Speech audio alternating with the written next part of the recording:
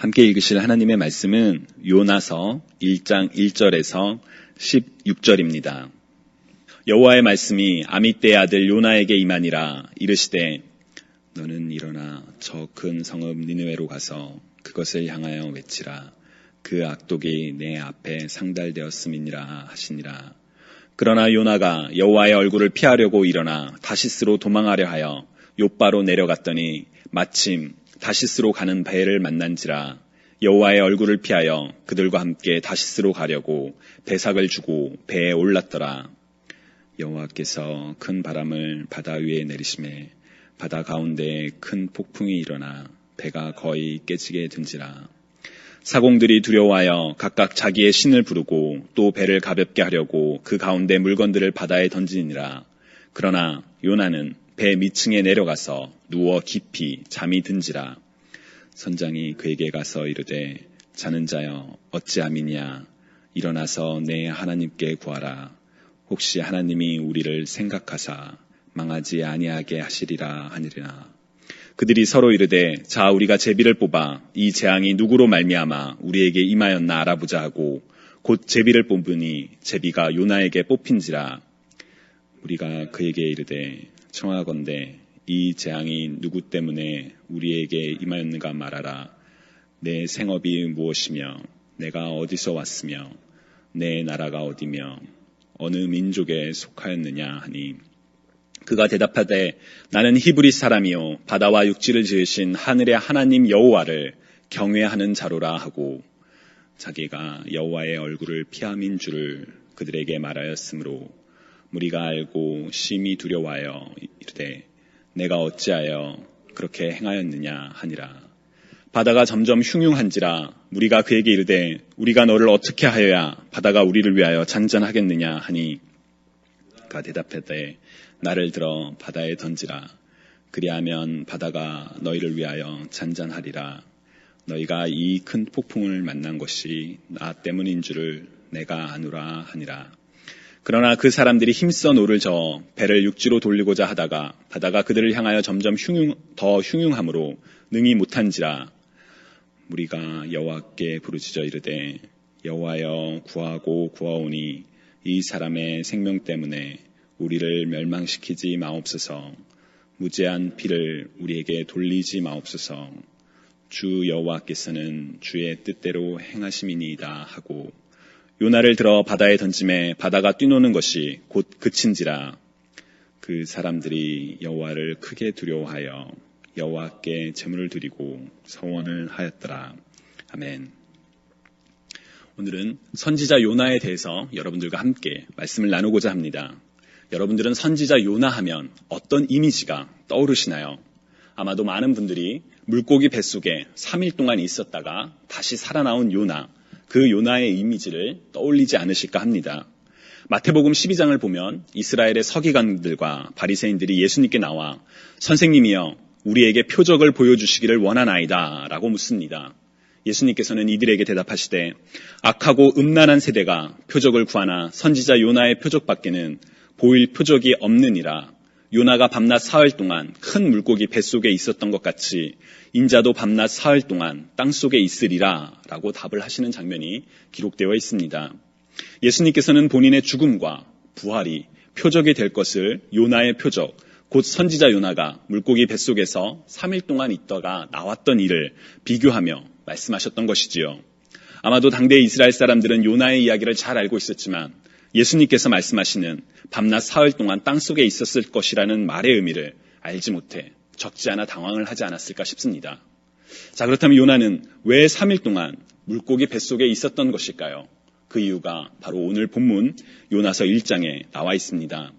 먼저 1절을 보면 여호와의 말씀이 아미떼의 아들 요나에게 임하니라 이르시되 라고 기록되어 있습니다.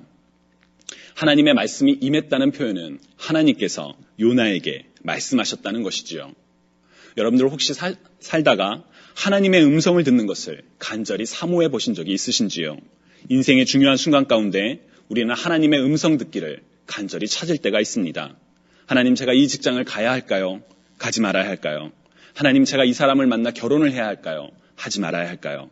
와 같이 직업, 결혼, 이사 등 우리는 삶의 중요한 선택에 하나님의 인도하심을 구하고 그리고 하나님의 음성을 듣기를, 음성과 같은 분명한 확증을 구하기를 원할 때가 있습니다. 그렇지만 우리가 하나님의 음성을 듣기를 간구한다 할지라도 매 때마다 하나님의 음성을 들을 수 있는 것은 아닙니다. 아니, 어떤 때에는 정말 하나님의 음성이 뜻이 분명히 나타나기를 간절히 바랄 때에도 듣지 못하고 알지 못할 때가 있습니다. 왜 그럴까요? 상황에 따라 다른 문제이기 때문에 일반적인 답변은 불가능하지만 제가 얼마 전 우리 중고등부 학생들과 같이 본 영화에 그런 인사이트를 주는 장면이 하나 있었습니다. God is Not Dead 2라는 영화를 같이 보았는데 신실한 극중 주인공이 자신의 신앙으로 큰 어려움에 봉착하게 됩니다. 그래서 주인공은 하나님께 간절히 기도하고 어떻게 해야 될지 지혜를 달라고 구하지만 아무런 응답이 없습니다. 삶은 더 어려워지기만 하죠. 바로 그 순간 주인공의 아버지가 주인공에게 말하되 우리가 시험을 볼 때 시험 감독관은 시험이 끝날 때까지 침묵하며 기다린다 라는 말을 합니다. 우리의 인생에서 간절히 하나님의 음성을 듣기를 원할 때 하나님께서 대답하시지 않는다고 하여 우리를 버리신 것이 아니라 우리에게 주어진 시험을 통해 잘 통과해내기를 간절히 기다리신다는 것이지요. 지금 삶 속에서 분명한 응답과 분명한 하나님의 말씀을 받지 못한다 할지라도 하나님의 신실하심을 기대하며 기다리는 저와 여러분이 되시기를 주님의 이름으로 간절히 축원합니다. 반면 우리에게 그런 삶의 순간에 하나님의 음성이 주어진다면 여러분들은 어떠실 것 같습니까?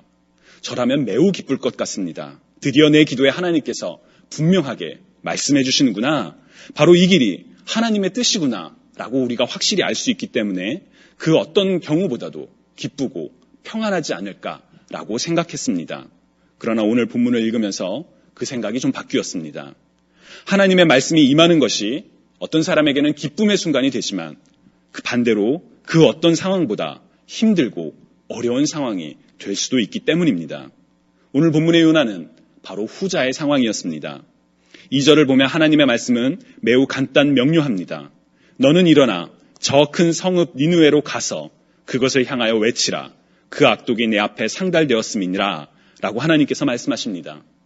니느웨는 당시 이스라엘 주변 강대국 중 하나인 아시리아의 수도였습니다.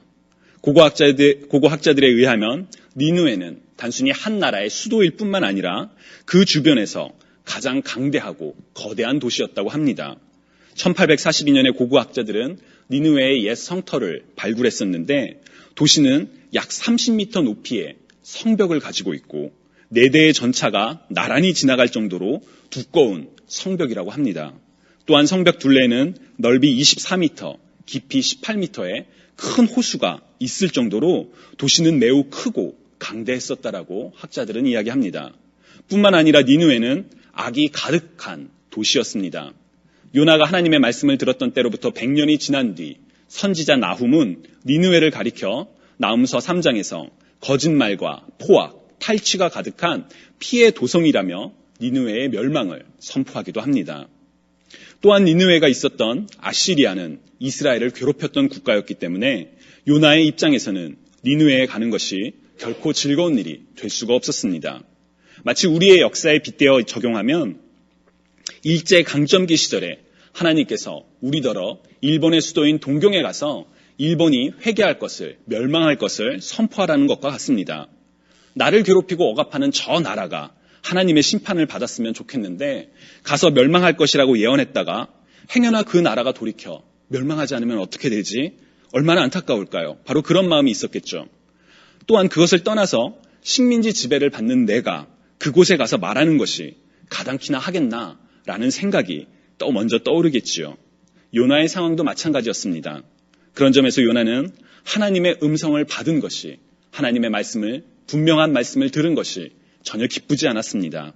도저히 기쁠 수가 없었지요. 아까도 이야기했던 것처럼 우리는 하나님의 음성을 듣고 그러므로 하나님과의 관계를 확인하고 내 인생의 분명한 방향을 알게 되면 좋을 것만 같은데 하나님의 음성을 듣고도 기쁘지 않은, 하나님의 뜻을 알고도 마음이 더 무거운 순간이 있을 수 있다는 것이지요. 그 차이를 만드는 이유가 무엇일까요? 저는 하나님의 말씀을 듣는 것이 기쁨이 될지 아니면 고통이 될지 나누는 중요한 원인 중 하나는 바로 우리의 마음가짐이라고 생각합니다. 하나님께서 우리에게 주시는 말씀이 무엇이 되었든 간에 제가 순종하겠습니다. 제가 따르겠습니다. 라는 분명한 결심과 다짐이 있다면 하나님의 음성을 듣는 것이 우리에게는 더 없는 기쁨일 것입니다. 그러나 하나님께서 말씀하시더라도 내 마음에 들면 하고 내 마음에 들지 않으면 하지 않겠다라는 나의 주인의식, 곧 교만이 자리 잡고 있을 때 하나님의 음성은 기쁨이 아니라 극심한 고통과 환난이 될 수도 있습니다. 요나가 하나님의 말씀을 듣는 것을 거부하고 도망쳤던 이유는 무엇일까요? 니느웨, 곧 이방 민족을 향한 하나님의 구원의 계획이 자기 마음에 들지 않았기 때문입니다. 하나님의 생각과 계획보다 자신의 생각과 바람이, 뜻이 더 중요했던 것이지요. 그래서 그는 하나님의 말씀을 듣는 것을 거부했습니다. 그리고 자기가 원하는 길로 갔지요. 곧 교만한 선택을 하고 만 것입니다. 요나가 하나님의 말씀에 순종하기보다는 자신의 뜻에 따라 행동했을 때 그 삶에 어떠한 일이 일어났을까요? 매우 놀라운 일이 일어납니다. 3절을 보면 그러나 요나가 여호와의 얼굴을 피하려고 일어나 다시스로 도망하려 하여 욥바로 내려갔더니 마침 다시스로 가는 배를 만난지라 여호와의 얼굴을 피하여 그들과 함께 다시스로 가려고 배삭을 주고 배에 올랐더라 라고 기록되어 있습니다. 저는 이 부분이, 이 3절이 참 신기하기만 합니다. 우리가 하나님의 말씀을 따르는 것을 거부하고 내 멋대로 살기를 결정했다면 바로 그에 대한 책임과 징계가, 채찍질이 있을 것 같은데 그렇지 않습니다. 오히려 상황이 더 잘 풀려갑니다. 바로 3절에서처럼 말이지요. 하나님의 말씀을 거부하고 욥바로 내려왔더니 그곳에 마침 다시스로 가는 배가 있어서 일사천리로 자신의 계획대로 일이 진행이 됩니다. 우리에게도 이런 때가 있죠. 하나님의 말씀대로 살기보다는 내 뜻대로 결정하고 내 마음대로 살아가는데 일이 술술 잘 풀립니다. 만사가 형통한 것만 같습니다. 그래서 내가 틀리지 않았구나. 오히려 진작에 이렇게 살걸. 이라는 생각마저 들 때가 있습니다. 그러나 여러분, 바로 이때가 정말 위험한 때입니다.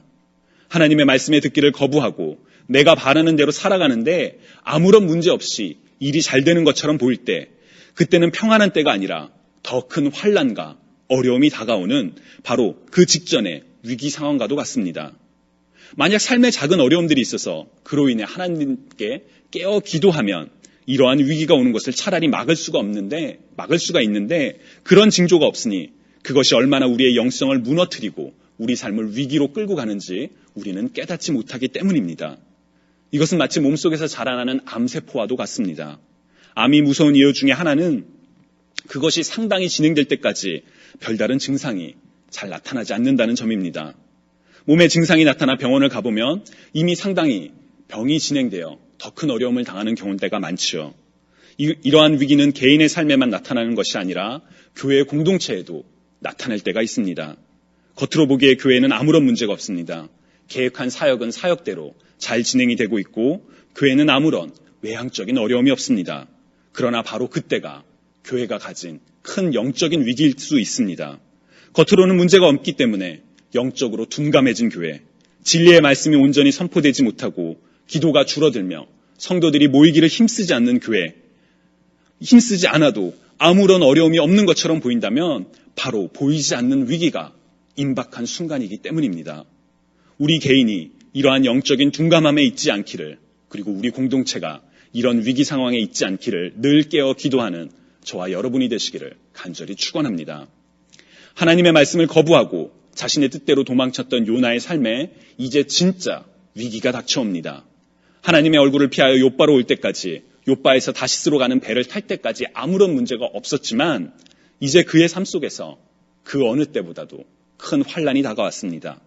바로 4절에 기록된 것처럼 바다 위에 큰 폭풍이 일어나 배가 깨어지게 된 순간입니다. 요나가 영적으로 둔감했다는 것을 어디에서 알 수 있을까요? 바로 5절입니다. 다른 사람들은 배가 난파되기 직전의 상황이라 두려워 떨고 어떻게든 살아보겠다고 물건을 버리고 자신의 신에게 기도를 하는 등 아둥바둥하지만 요나는 배 밑층에 내려가서 누워 깊이 잠들어 있었습니다. 삶의 위기가 왔다는 것을 깨닫지 못하고 영적으로 둔감한 상태로 머물고 있었던 것이지요. 배의 사람들은 어떻게든 살아보기 위해서 이제 제비를 뽑자라고 합니다. 왜 이런 일이 발생했는지 찾기를 원했던 것이지요. 그 결과가 요나가 뽑힙니다. 사람들은 이제 요나에게 묻습니다. 8절에 기록된 것처럼 내 직업이 무엇이며 내가 어디서 왔으며 내 나라가 어디며 어느 민족에 속하였느냐라고 묻습니다. 이 질문을 간단히 줄이면 너는 누구냐? 라는 질문입니다. 너의 정체가 무엇이냐? 라는 질문이죠.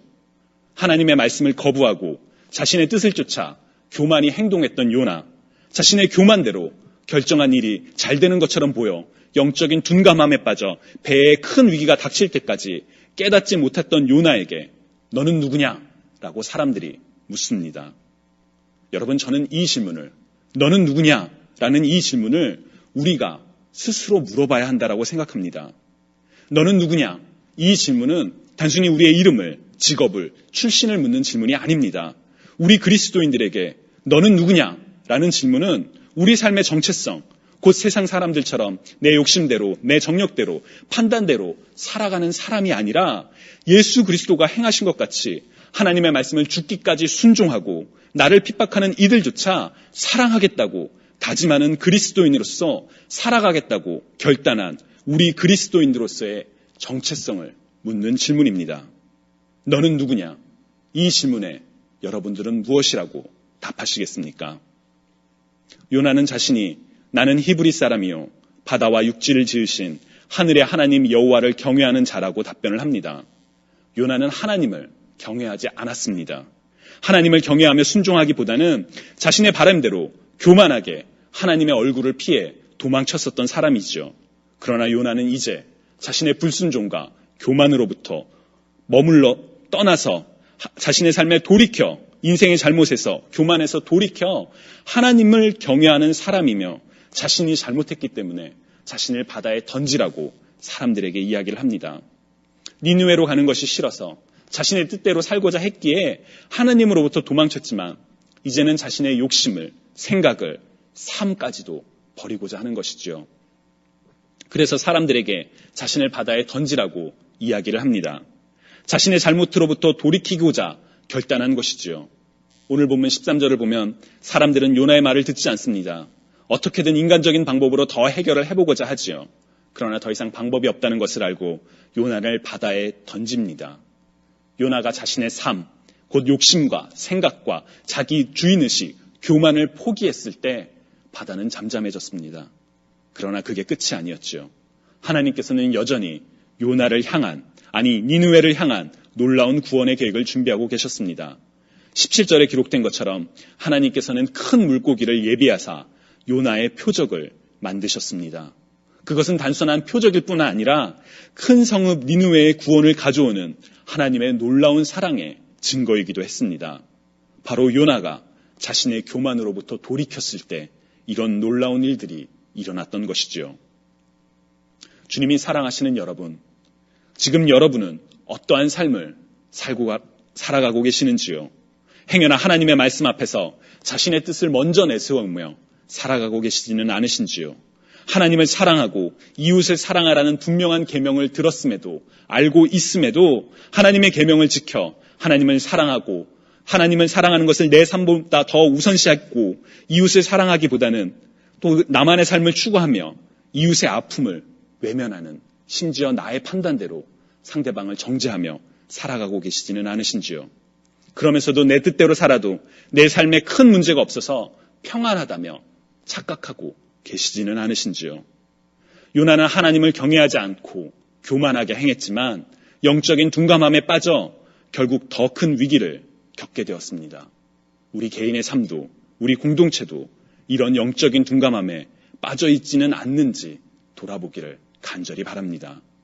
이런 행여나 우리가 이런 영적인 둔감함에, 교만함에 머물러 있다면 바로 지금 나의 삶의 주권을, 교만을 포기하고 하나님께로 돌아오는 저와 여러분이 되시기를 주님의 이름으로 간절히 축원합니다. 요나가 돌이켰을 때 하나님께서는 요나를 구원하셨고 그를 통해 더 큰 구원을 이루셨던 것처럼 우리가 돌이켰을 때 하나님께서는 우리의 삶을 변화시키시고 우리를 통하여 세상의 소금과 빛으로 그리스도의 향기를 전하는 주님의 도구로 삼으실 것입니다. 이 축복을 경험하는 저와 여러분이 되시기를 주님의 이름으로 간절히 축원합니다.